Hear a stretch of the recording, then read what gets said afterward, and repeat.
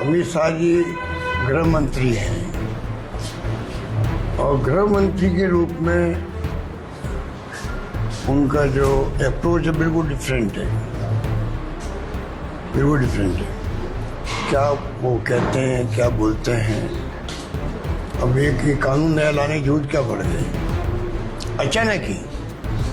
इधर राहुल गांधी की यात्रा शुरू हो रही है वोट चोरी को लेके, शानदार रेस्पॉन्स मिल रहा, पूरा बिहार की जनता सड़कों पे आ गई है। और इधर अमित शाह जी अचानक कानून लेके आ गए, किसी को पूछा ही नहीं कि कोई जेल जाएगा, 30 दिन तक रहेगा जेल में, तो वो अपने पद से इस्तीफा दे देगा। इनको पूछो भाई ऐसा स्थिति क्या बन गई देश के अंदर, कितने लोग थे जो जेल में गए और इस्तीफा नहीं दिया, कितने लोग थे। जयललिता जी थी, लालू यादव थे, झारखंड के मुख्यमंत्री थे के नाम से सम्मानित थे उस जमाने के अंदर। उनकी जयंती भी है और इसीलिए हमारे सब कार्यकर्ता, हम सब लोग मौजूद हैं, श्रद्धा सुमन चढ़ाए हैं, जूली साहब भी आए हैं। वो ज़माना और था जब पूरी तरह समर्पित होकर, प्रतिबद्ध होकर पार्टी की सेवा में लग जाते थे, चाहे कोई पद पे रहे या नहीं रहे।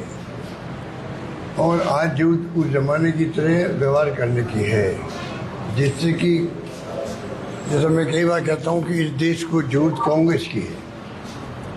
इस देश को अगर एक व अखंड रख सकती है तो पार्टी कांग्रेस पार्टी, जिसकी विचारधारा संविधान के अनुरूप है। और ये विचारधारा कांग्रेस की जो है, ये देश को एक व अखंड रख सकती है, जिसके लिए कई लोगों ने जान दे दी। आज़ादी के पहले भी, आज़ादी के बाद में। इंदिरा गांधी शहीद हो गई पर खालिस्तान नहीं बनने दी। तो ये पार्टी वो पार्टी है। देश को जरूरत कांग्रेस की है और कांग्रेस में मजबूत होना और आवश्यक है, ज़्यादा मजबूत होना। राहुल गांधी लग गए उस काम में। और कांग्रेस जनों से मैं आह्वान करना चाहूँगा कि टाइम वो है जब सब एकजुट हो जाओ। अगर कांग्रेस मजबूत होगी तो देश मजबूत होगा। अगर ये भावना हमारी है, उसके अनुरूप ही फिर हम लोगों को सारे मतभेद बुलाओ, आपस के अंदर एकजुट हो और पार्टी को मजबूत करने का काम करो। ये मेरा मानना है। तो बरकत साहब की जयंती के उपलक्ष्य में एक अवसर आता है, मौका आता है, जब कोई पूर्व मुख्यमंत्री या सीनियर नेता की जयंती हो या पुण्यतिथि हो, तो हम सोचते हैं कि कुछ तो संकल्प करें। तो यही भावना मेरी आज के दिन है। अमित शाह जी ने नए कानून को लेकर अमित शाह जी ने इंटरव्यू दिया नए कानून को लेकर, जो संसद के अंदर लाया गया कि नेता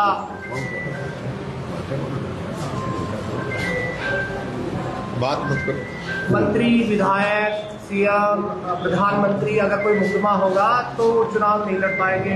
जो कानून लेके आए उसको लेकर डिटेल उन्होंने बात की अमित शाह जी। देखिए, अमित शाह जी गृह मंत्री हैं और गृह मंत्री के रूप में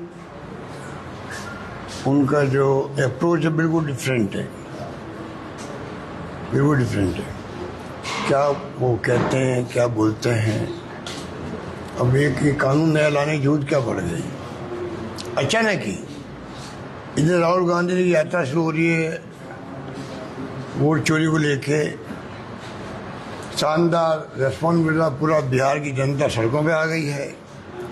और इधर अमित शाह जी अचानक कानून लेके आ गए, किसी को पूछा ही नहीं कि कोई जेल जाएगा, 30 दिन तक रहेगा जेल में, तो वो अपने पद से इस्तीफा दे देगा। इनको पूछो भाई ऐसा स्थिति क्या बन गई देश के अंदर, कितने लोग थे जो जेल में गए और इस्तीफा नहीं दिया, कितने लोग थे। जयललिता जी थी, लालू यादव थे, झारखंड के मुख्यमंत्री थे, सबने इस्तीफे दिए। खाली केजरीवाल ही नहीं दिए कि वो पार्टी के अध्यक्ष थे, उनको डर होगा भाई कि मेरी पार्टी टूट जाएगी, नहीं दिया होगा। पर इसका मतलब ये नहीं कि आप उसके लिए ऐसा कानून लाओ जो कि मतलब सबको भय पैदा कर दे देश के अंदर। ईडी, इनकम टैक्स या सीबीआई के जो आज दबाव में चल रही है स्थिति, जो इश्यू बन चुका, सुप्रीम कोर्ट कई कमेंट कर चुका है इनके ऊपर, ईडी के ऊपर भी। तो अगर आप ऐसा कोई केस बना करके आप किसी को फंसा दो और बायदा में जमात नहीं हो, कई बार जमात नहीं होती कोर्ट से, और फिर आप उसको पर्चे हटा दो, ये जो नई जो नकारात्मक सोच रखते हैं ना ये लोग, यही सोच इस पार्टी को और इस सरकार को ले डूबेगी। मैं कहना चाहता हूँ हर मुद्दे को देश देख रहा है, देश देख रहा क्या हो रहा है देश के अंदर। हमारे यहाँ के लोग अनपढ़ भी हो सकते हैं, इतना बड़ा मुल्क है 140 करोड़ की जनता का, कम पढ़े लिखे हो सकते हैं, पर अक्ल होशियारी में कोई कम उनका मुकाबला नहीं है। वो सब समझते हैं क्या देश हो रहा, कॉमन सेंस एक्स्ट्रा ऑर्डिनरी उनका है, और वो देख चुका देश। इंदिरा जी भी चुनाव हार गई थी उस जमाने के इमरजेंसी के बाद में, पूरी कांग्रेस साफ हो गई उत्तर भारत के अंदर, और 1.5-2 साल में आंधी चली इंदिरा जी के वापस। उस वक्त हम सब एमपी बन के गए थे। तो कहने का मतलब ये कि फिर बाद में भी ऐसा हुआ है, कई बार सरकारें चली गई, सरकारें नहीं आ गई। इसलिए ये जो गृह मंत्री तो जहाँ तो कहाँ तो वल्लभ भाई पटेल की बात ही करने लग गए। उनका बनाया स्मारक भी बनाया था अंदर वहाँ मोदी जी ने गुजरात के अंदर। तो कुछ तो प्रेरणा लो अमित शाह जी, आप गृह मंत्री रहे हुए तत्कालीन सरदार वल्लभ भाई पटेल से, कुछ तो प्रेरणा लो। क्या उनका व्यवहार, उनकी सोच ऐसी थी क्या जो आपकी है? ये तो तय करो, कम से कम तुलना तो करते हो। आप इतने बड़े पद पे बैठे हो, गृह मंत्री का पद तो बहुत सम्मानित पद होता है, जो देश की रक्षा करता है, इंटरनल सिक्योरिटी भी ध्यान वो रखता है। आज क्या हो रहा है, ये प्रधानमंत्री जी को कन्विंस नहीं कर पाए कि आपको मणिपुर जाना चाहिए।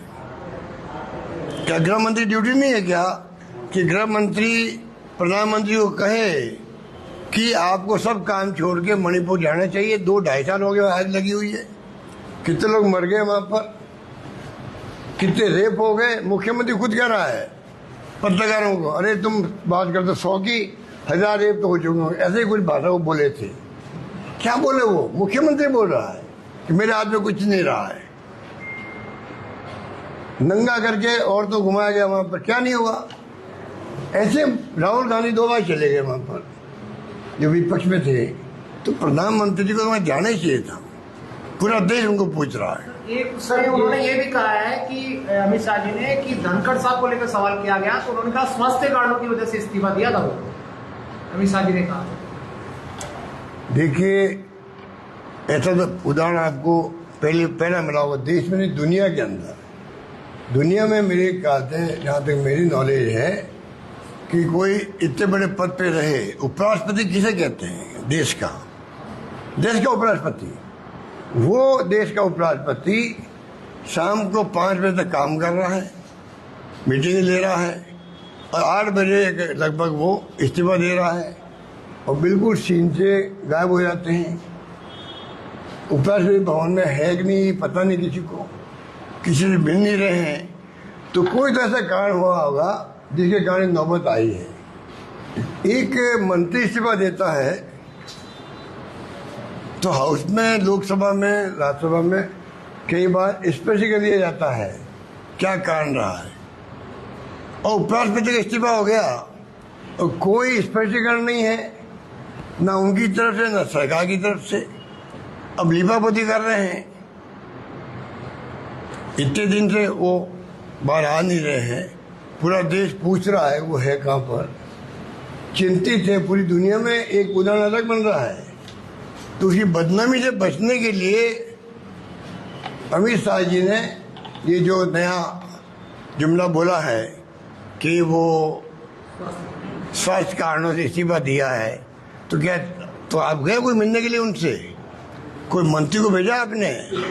पीएम नहीं गए, गृह मंत्री नहीं गए, कोई तो जाता। उनका एक डिप्टी मिनिस्टर चला जाता, राज्य मंत्री चला जाता, कोई गया मिलने के लिए भी आपकी तबीयत कैसे? पूछा किसी ने? जब पूछा ही नहीं किसी ने, तो ये आप इस प्रकार लोगों को भ्रमित कर रहे हो, देशवासियों को। लोग भ्रमित होने वाले नहीं है, पूरा देश पूछ रहा है। हमारा उपराष्ट्रपति था अचानक वो गायब कैसे हो गया? पूछ रहा पूरा मुल्क इनको। ये दबाव में है, इसलिए इन्होंने एक नया सगुबा छोड़ा है कि वो तो स्वास्थ्य ठीक नहीं थी, इस्तीफा दिया, इसलिए वो घर पे ही है।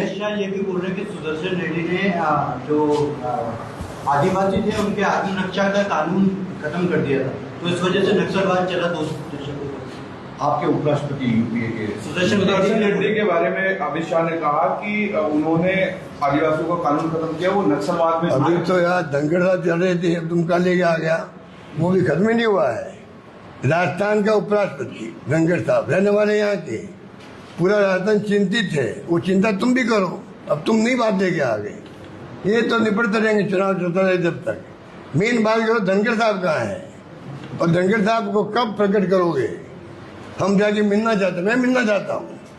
मैंने टेलीफोन किए 2-3 बार, मैंने नहीं किए, कई नेताओं ने टेलीफोन किए जो उनको जानते हैं। हमारे अच्छे संबंध रहे उनसे। कभी सिब्बल साहब को मैं सुन रहा था परसों, वो क्या मैंने कई फोन कर दिए, मेरे अच्छे मित्र थे, कोई जवाब नहीं आ रहा है। तो क्या चिंता नहीं होनी चाहिए देश को? और प्रदेश वासियों को ज्यादा चिंता होनी चाहिए।